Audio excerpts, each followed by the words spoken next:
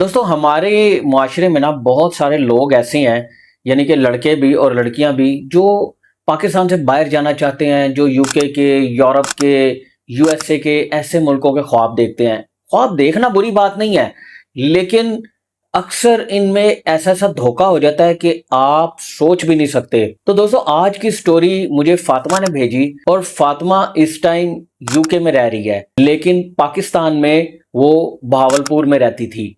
अब फातिमा के साथ क्या हुआ, आपने पूरी स्टोरी सुननी है, क्योंकि ये आपको ऐसा सबक देगी कि आप आइंदा ऐसी गलती अगर आप करना भी चाहेंगे तो नहीं करेंगे। ये ऐसी स्टोरी है। तो ये स्टोरी सुन के मेरे खुद रोंगटे खड़े हो गए। तो आप लोग भी अगर अपनी स्टोरी भेजना चाहते हैं तो मेरा नंबर आप लोगों को डिस्क्रिप्शन में मिल जाएगा, आप लोग अपनी स्टोरी भेज सकते हैं। दोस्तों फातिमा ने मुझे बताया कि वो भावलपुर में रहती थी और बहुत ही गरीब घर की लड़की थी, लेकिन गरीब होने के साथ साथ वो काफी खूबसूरत भी थी। फातिमा ने बताया कि उसकी जो खाला थी ना, वो यूके में रहती थी, मैनचेस्टर में। वो कहती कि मुझे भी इसी तरह से बाहर जाने का काफी शौक था, और उसके लिए मैं हाथ पैर भी मार रही थी, लेकिन गुर्बत इतनी थी कि हाथ पैर क्या मारने थे, बस सोचती थी, किसी से बात करती थी, लेकिन पैसा क्योंकि इतना नहीं था, तो इसलिए बस सोच के मैं अपने दिल को तसल्ली दे लेती थी कि एक दिन ऐसा हो जाएगा। एक दिन मैं यूके ज़रूर जाऊंगी।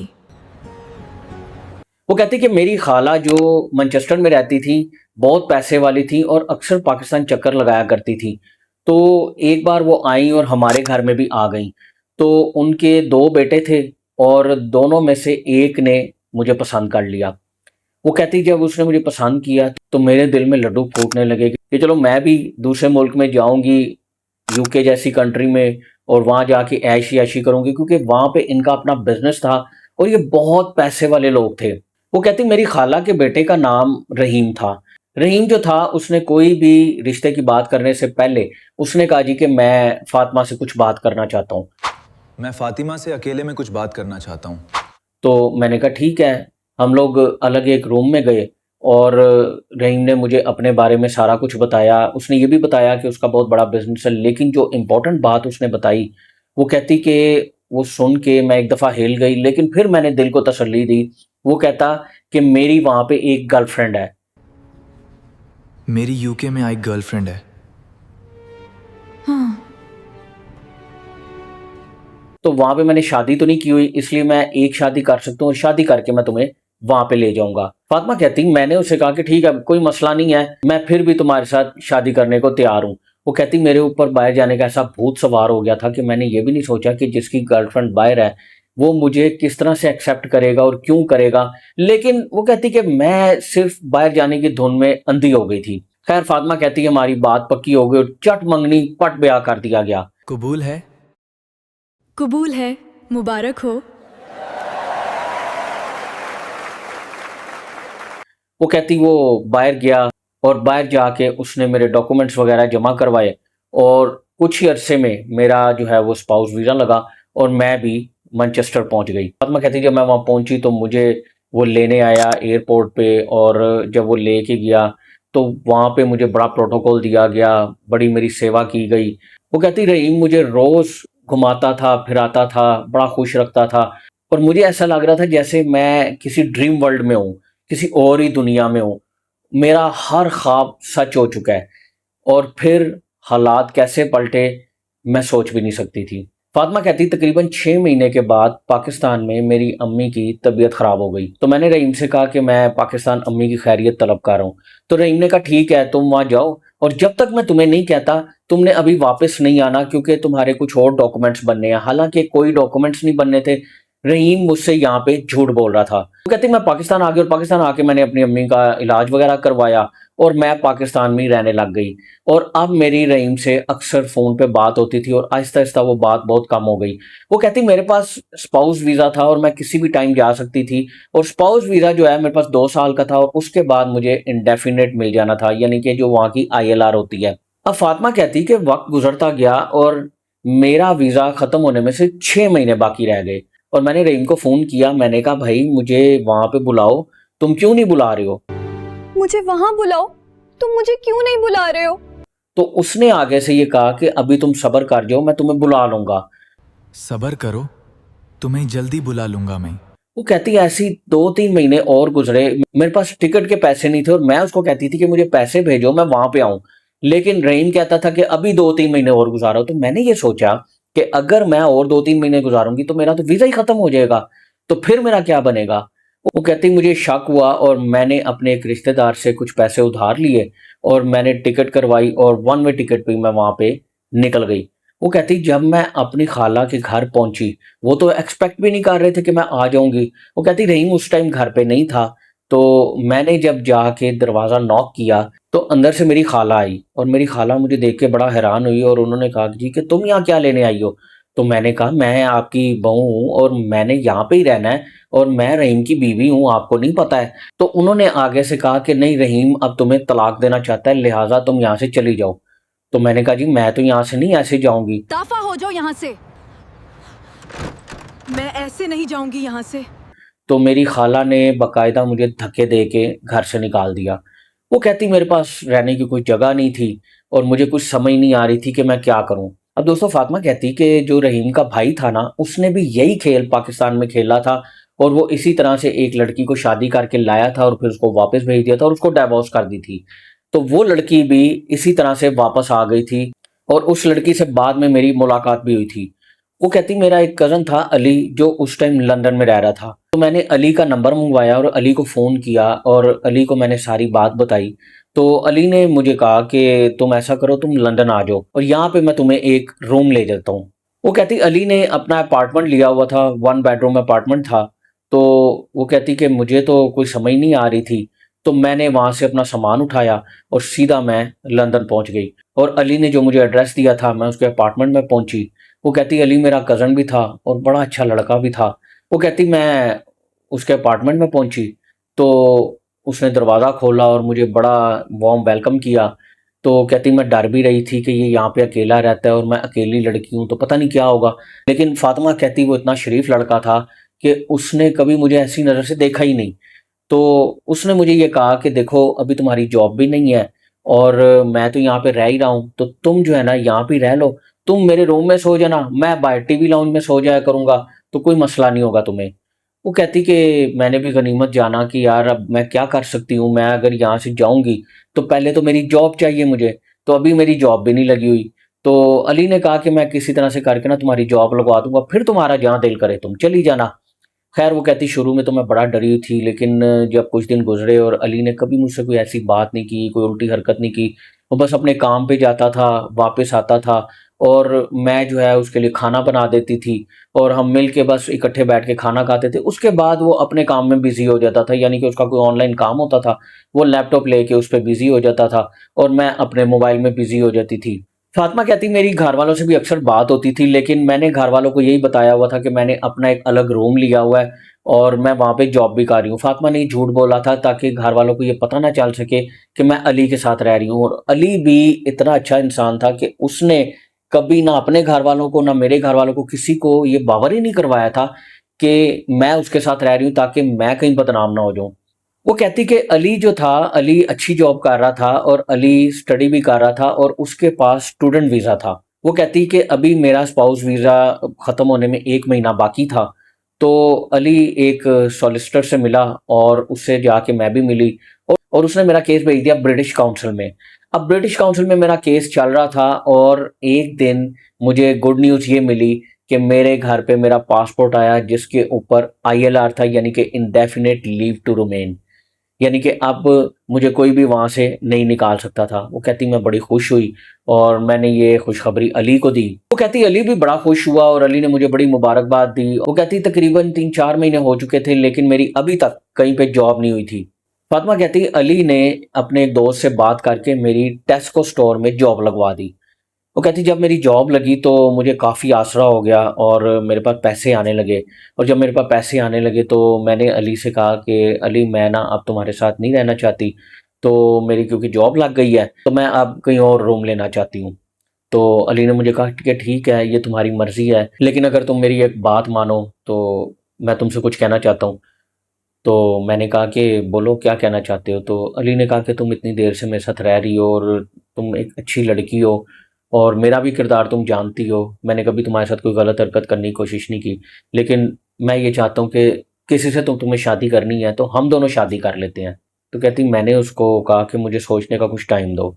उसने कहा ठीक है तुम टाइम ले लो, और अगर तुम अलग रूम लेना चाहो तो मैं तुम्हारे लिए ढूंढ देता हूँ। मैंने उसे कहा ठीक है तुम मुझे अलग रूम ढूंढ दो। वो कहती कि अली ने मुझे एक अलग रूम ढूंढ के दे दिया और मैं वहीं पे रहने लगी। अब दोस्तों फातिमा कहती कि अली ने कुछ दिन बाद मुझे फ़ोन किया और उसने कहा कि तुमने क्या सोचा है।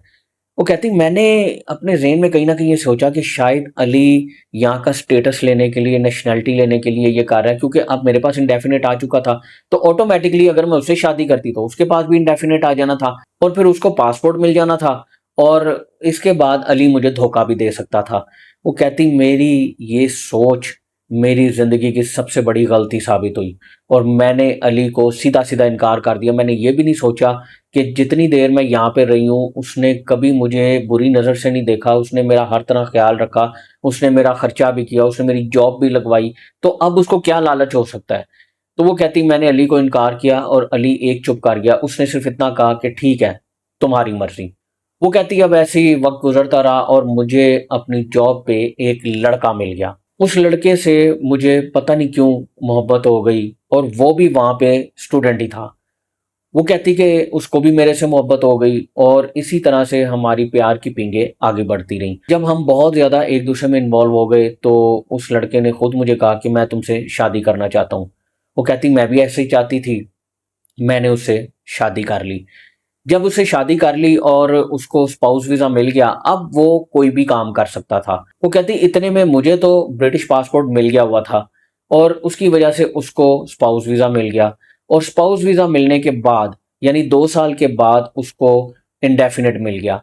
अब जब उसको इंडेफ़िनिट मिल गया तो वो मुझसे अब उखड़ा-उखड़ा रहने लगा, मेरे से ठीक से बात नहीं करता था, तो मुझे कुछ शक होने लगा। वो कहती एक दिन मेरे हाथ उसका मोबाइल लगा तो मैंने देखा कि अंदर कुछ लड़कियों के उल्टे-सीधे मैसेजेस थे। वो कहती जब मैंने उससे बात की तो उसने मुझे साफ टाल दिया। उसने कहा जी कि ऐसा कुछ भी नहीं है, तुम्हें गलतफ़हमी हो रही है। कहती मैंने इस चीज़ को इग्नोर नहीं किया और इस वजह से उसकी मेरी ना छोटी-मोटी लड़ाइयाँ होती रहती थीं। ख़ैर वो कहती कि वो दिन भी आ गया जब उसने ब्रिटिश पासपोर्ट के लिए अप्लाई करना था और शायद वो इसी का वेट कर रहा था। उसने अप्लाई किया और उसको भी ब्रिटिश पासपोर्ट मिल गया। वो कहती जैसे ही उसको ब्रिटिश पासपोर्ट मिला, उसने कुछ ही दिन के बाद मेरे पास आके मुझे ये कहा कि मैं तुम्हारे साथ अब ज़्यादा नहीं रहना चाहता। मैंने ये सारा कुछ पासपोर्ट के लिए किया था और अब मैं तुम्हें डाइवोर्स करना चाहता हूँ। वो कहती मैंने उसके आगे हाथ जोड़े, पैर जोड़े और हाँ, मैं आप लोगों को यहाँ बता दूँ, उस लड़के का नाम रेहान था। मैंने आप लोगों को शुरू में बताया नहीं, मेरे ज़हन में नहीं रहा था। रेहान नाम था उस लड़के का। वो कहती मैंने उसे कहा रेहान प्लीज़ ऐसा मत करो, मैंने तुम्हें क्या कहा है, तुम क्यों मुझे छोड़ के जाना चाहते हो? तो आगे से वो कहता कि नहीं बस जितना हो गया उतना हो गया, मुझे एक पासपोर्ट चाहिए था वो मैंने ले लिया। दोस्तों फातिमा कहती कि मेरी ज़िद भी काम ना आई, मैं बड़ा रोई, बड़ा पिटी, बड़ा उसको मनाया, बड़े तरले किए, लेकिन उसने कहा एक ही रब है, एक ही खुदा है, मैंने तुम्हें नहीं रखना। अब वो कहती कि उसने कोर्ट में जाके मुझे डिवोर्स दे दी। दोस्तों ये मैं आप लोगों को ना लॉन्ग स्टोरी शॉर्ट करके सुना रहा हूँ वरना स्टोरी बहुत लंबी हो जाएगी। वो कहती उसने मुझे डिवोर्स दे दी और डिवोर्स दे के उसने मुझे उस घर से भी निकाल दिया जहाँ पे मैं रह रही थी। खैर फातिमा कहती कि मेरी जॉब तो लगी हुई थी और मैं अपनी जॉब करती रही और मैंने दूसरा रूम ले लिया। वो कहती ये जो सारी स्टोरी थी ना, जो अली ने मुझे प्रपोज़ किया था और उसके बाद मैंने उसकी बात नहीं मानी और फिर दूसरे लड़के से शादी कर ली यानी रेहान से शादी कर ली और रेहान ने मुझे डिवोर्स दे दी, इसमें से कुछ भी मैंने अपने घर नहीं बताया था। वो कहती जब मैं अकेली हो गई और मैं इतनी परेशान हो गई तो मैंने अपनी माँ को फ़ोन किया और ए टू ज़ेड सारी स्टोरी मैंने अपनी माँ को सुना दी।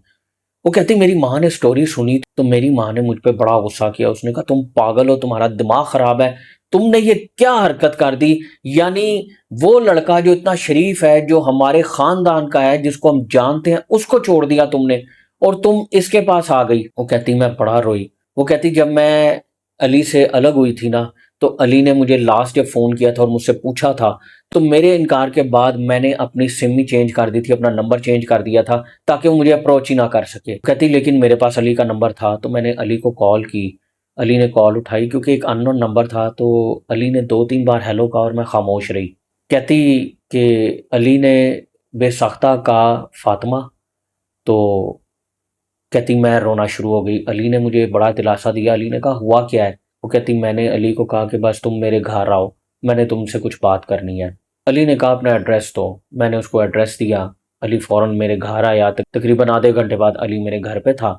तो जब अली आया तो मैं खामोश बैठी हुई थी, अली भी खामोश बैठा हुआ था। तो मैंने अली से कहा कि अली मैंने तुम्हारे साथ अच्छा नहीं किया और अच्छा मेरे साथ भी नहीं हुआ। तो अली ने मुझसे पूछा कि तुम्हारे साथ हुआ क्या? तो मैंने अली को वही सारी स्टोरी सुनाई कि किस तरह से एक पासपोर्ट के लिए मेरे साथ धोखा हो गया और मैं तुम्हें धोखेबाज समझ रही थी। अली ने कहा कि तुम मुझे धोखेबाज समझ रही थी जबकि मैं तो तुमसे सच्चा प्यार करता था। वो कहती मैंने अली से कहा कि मैं अब तुम्हारे काबिल नहीं रही, लिहाजा मैंने सिर्फ अपना दिल हल्का करना था और मैंने तुम्हें ये सारी स्टोरी सुना दी। वो कहती अली ने मुझे कहा कि शायद आज भी तुम मेरे पे ट्रस्ट नहीं करती और तुम मुझे ये समझती हो कि मैं पासपोर्ट के लिए कर रहा हूँ, तो मुझे पासपोर्ट नहीं चाहिए, मैं तो तुमसे सच्चा प्यार करता था। लेकिन ठीक है, अब भी तुम्हारी मर्जी। वो कहती ये क्या है कि अली जाने लगा तो मैंने अली का हाथ पकड़ लिया और अली का हाथ पकड़ के उसे कहा कि अली एक बार क्या तुम मुझे माफ़ कर सकते हो?